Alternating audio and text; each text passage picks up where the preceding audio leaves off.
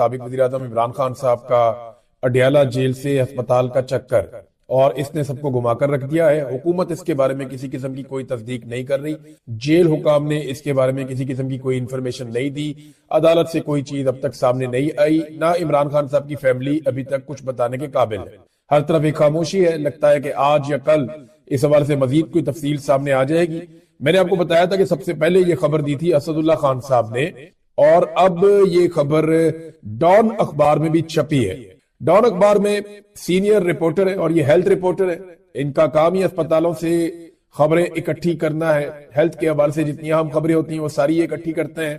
تو یہاں پہ جو سینئر رپورٹر ہیں اکرام جنیدی، انہوں نے ڈان اخبار میں ایک سٹوری شائع کی ہے، اور اس سٹوری کے اندر بھی دعویٰ اسی سے ملتا جلتا ہے کہ سینئر ڈاکٹر ہیں، انہوں نے یہ بتایا Pakistan institute of medical sciences کے پیمز اسپتال کے کہ سابق وزیر اعظم جو ہے انہیں اسپتال میں لایا گیا اور سخت سیکیورٹی کے اندر لایا گیا، اور سیٹرڈے اور سنڈے کی جو درمیانی رات ہے، یعنی ہفتے اور اتوار کی درمیانی رات، اس میں انہیں لایا گیا اور ایک پروسیجر ان کا کرنا تھا، اس کے لیے لایا گیا انہیں، اور بڑی خاموشی کے ساتھ یہ سب کچھ کیا گیا۔ اور جو بھی پروسیجر تھا جو وہاں چلتا رہا، یہ جب مکمل ہوا تو اس وقت اتوار کا دن شروع ہو چکا تھا، یعنی رات 12 بجے کے بعد یہ مکمل ہوا، اور ہم یہ کہہ سکتے ہیں کہ اس کے بعد عمران خان صاحب کو واپس روانہ کر دیا گیا، اور عمران خان صاحب وہاں پہ آئے، سیکیورٹی کے بڑے سخت انتظامات تھے۔ ایک اور ڈاکٹر سے بات کی تو انہوں نے یہ کہا کہ بہتر یہ ہے کہ اس کے اوپر بات نہ کی جائے، پاکستان تحریک انصاف جو ہے وہ اسے ایک ایشو بنا دے گی۔ تو ایک اور ڈاکٹر نے اس قسم کی بات بھی ان کے ساتھ کی، لیکن یہ جو اسد اللہ خان صاحب کی خبر تھی اس کی تصدیق ہوئی ہے ایک اور اخبار ڈان اخبار کی خبر کے ذریعے سے۔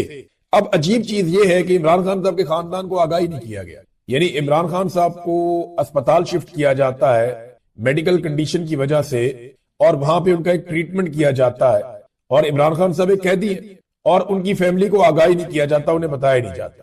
یہ ایکچولی خوف ہے، انہیں لگتا ہے کہ عمران خان صاحب کی فیملی کو بتائیں گے، وہ باقی لوگوں کو بتائیں گے تو ایک دم پورا پاکستان نکل کے وہیں پہ آ جائے گا۔ تو عمران خان کو باہر نکالنے کا یا پبلکلی باہر نکالنے کا یہ نظام رسک نہیں لے سکتا۔ تو یہ بڑی عجیب بات ہے کہ خاندان کو آگاہی نہیں کیا اور عمران خان صاحب کو لے جا کر مبینہ طور پہ اسپتال سے علاج کروایا ان کا۔ اچھا، یہ ایک چکر میں علاج ہونا بھی نہیں ہے، کچھ سورسز یہ بتا رہے ہیں کہ اگر واقعی میں عمران خان کو اسپتال لایا گیا ہے تو پھر شاید انہیں دوبارہ اسپتال لانا پڑے گا۔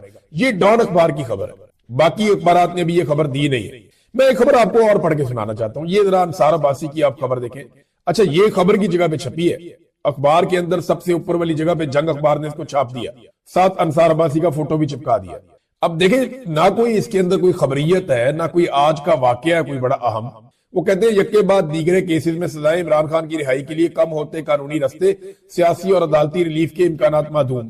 یہ تو وہ کالم ٹائپ کی چیز ہے، یا اس کو آپ ادارے کا آپ کرنا چاہیں تو وہ کر سکتے، لیکن خواہش کو خبر بنا کے کیسے چھاپا جاتا ہے یہ انصار عباسی صاحب کر رہے ہیں۔ انتہائی مایوس کن صحافت ہے عمر کے اس حصے میں۔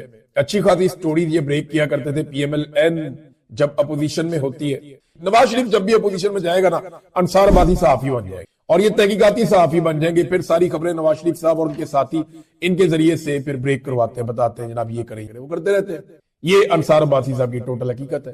جیسے ہی نواز شریف پاور میں آ جاتے ہیں تو پھر ان کے پاس خبر کوئی نہیں ہوتی، خواہش ہوتی ہے جس کو یہ خبر بنا کے لوگوں کو بتاتے ہیں۔ بہرحال یہ میری نظر سے گزرا، میں نے کہا میں آپ کو یہ بھی بتاؤں۔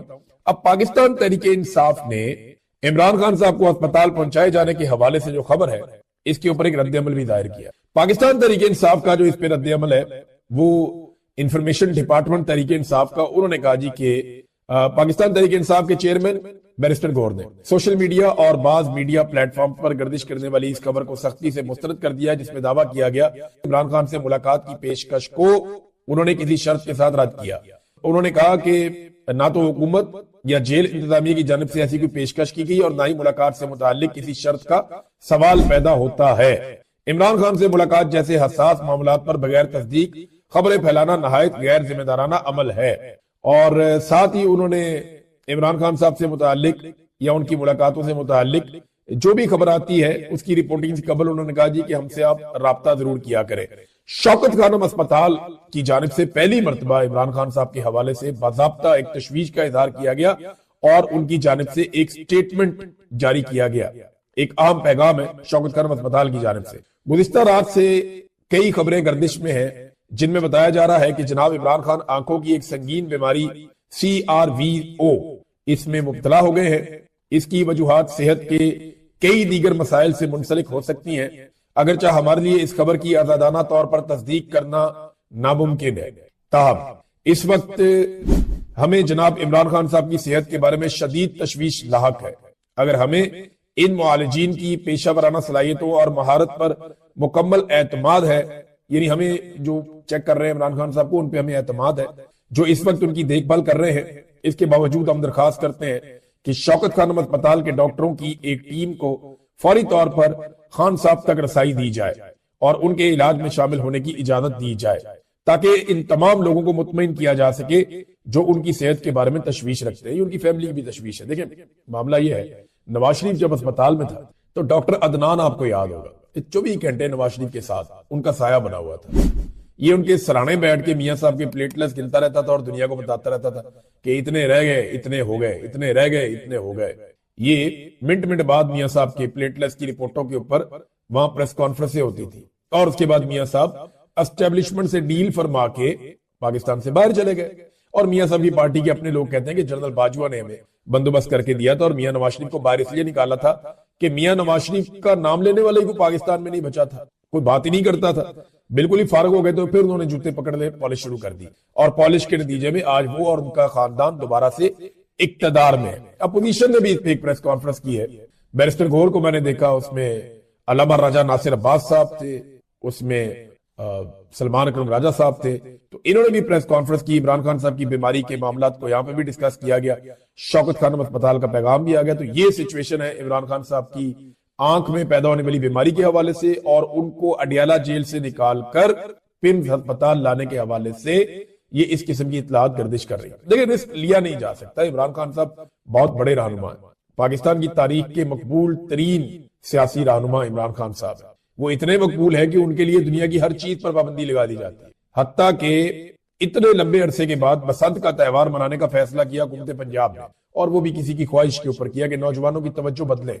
अब इमरान खान साहब का स्टेटमेंट है, वो मैं आपको पढ़ के सुनाता हूं। उसके बाद डोनाल्ड ट्रंप के हवाले से और अमेरिका में अक़वाम मुत्तहिदा के हवाले से कोई डेवलपमेंट है वो आपके सामने रखूंगा। इमरान खान साहब कहते हैं कि तोशाखाना 2 का झूठा केस मुकम्मल तौर पर जमीन बोस हो चुका है, क्योंकि ये केस जिस शख्स के बयान की बुनियाद पर खड़ा किया गया था वो गवाह ही अदालत में झूठा साबित हो चुका।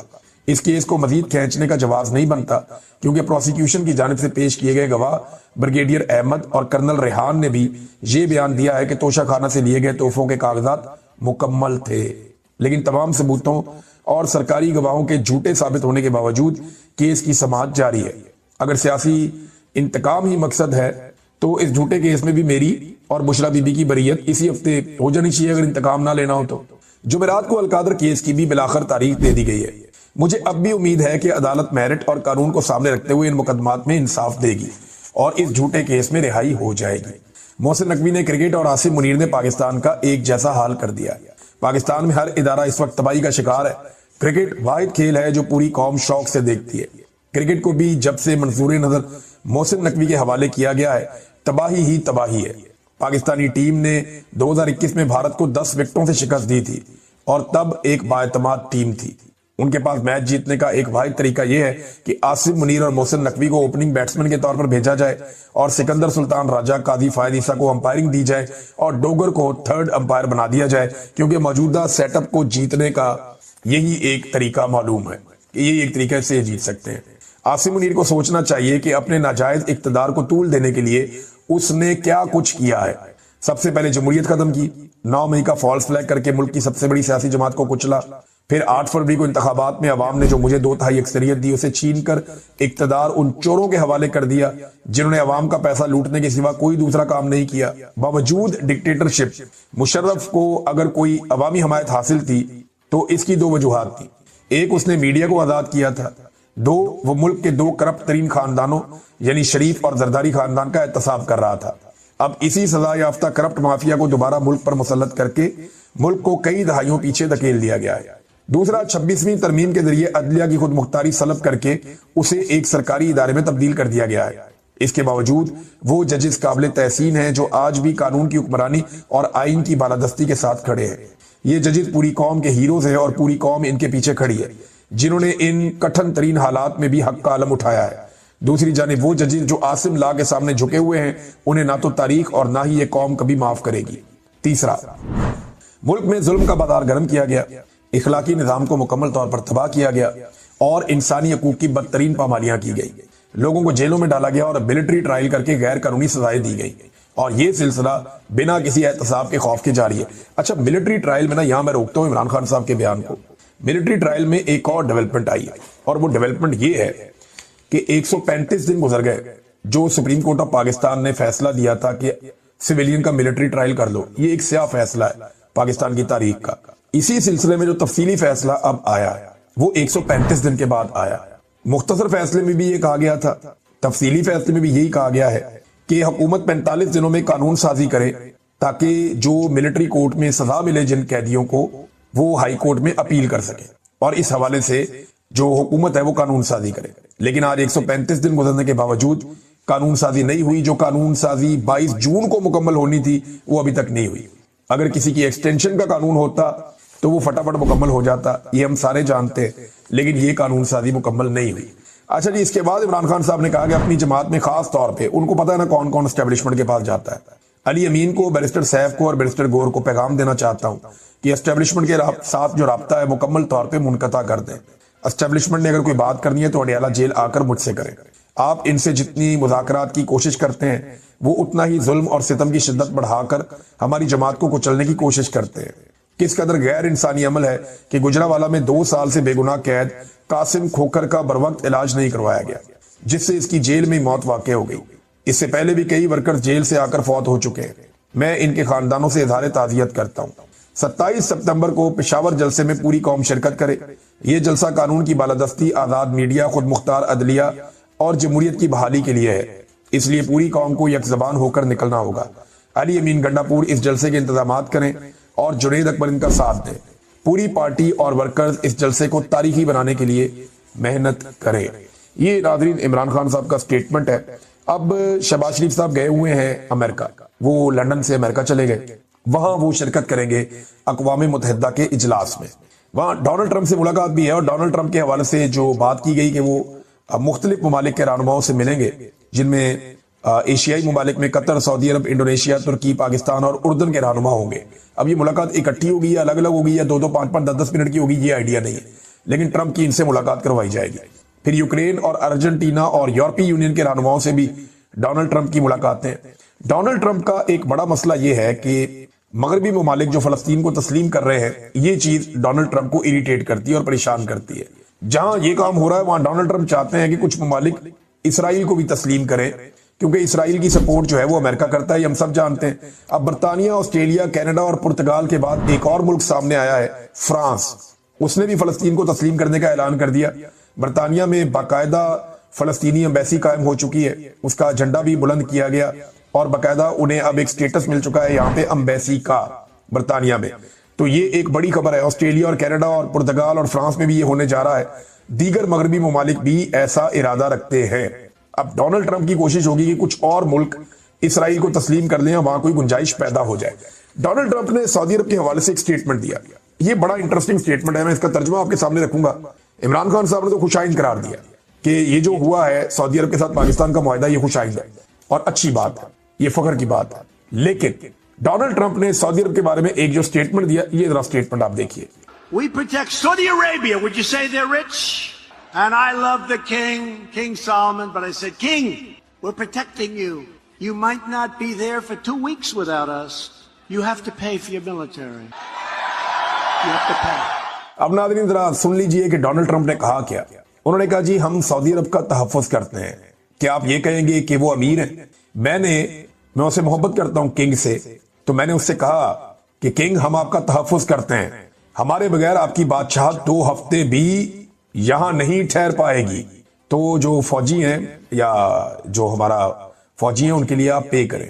اب یہ بڑی سخت تقریر ہے اور آپ کو فوج پر خرچ ہونے والی رقم خود ادا کرنی ہوگی، یہ ڈونلڈ ٹرمپ نے کہا تھا۔ تو ڈونلڈ ٹرمپ کا اپنا طریقہ ہے پروٹیکشن دینے کا، لیکن اب تو پاکستان کے ساتھ بھی سعودی عرب کا ایک معاہدہ ہے۔ اب اس کو امریکی صدر کیسے لے گا، یہ ہمیں آنے والے دنوں میں پتا چلے گا، لیکن یہ ایک سٹیٹمنٹ ریکارڈ کا حصہ ہے پہلے سے، تو یہ میں نے آپ کو اس لیے سنوایا۔ کیا ملٹری اسٹیبلشمنٹ کرے گی؟ وہ اس جرم کے اندر شامل ہے۔ یہ تو جو جرم یہ کر رہے ہیں اس کے اندر ملٹری اسٹیبلشمنٹ شامل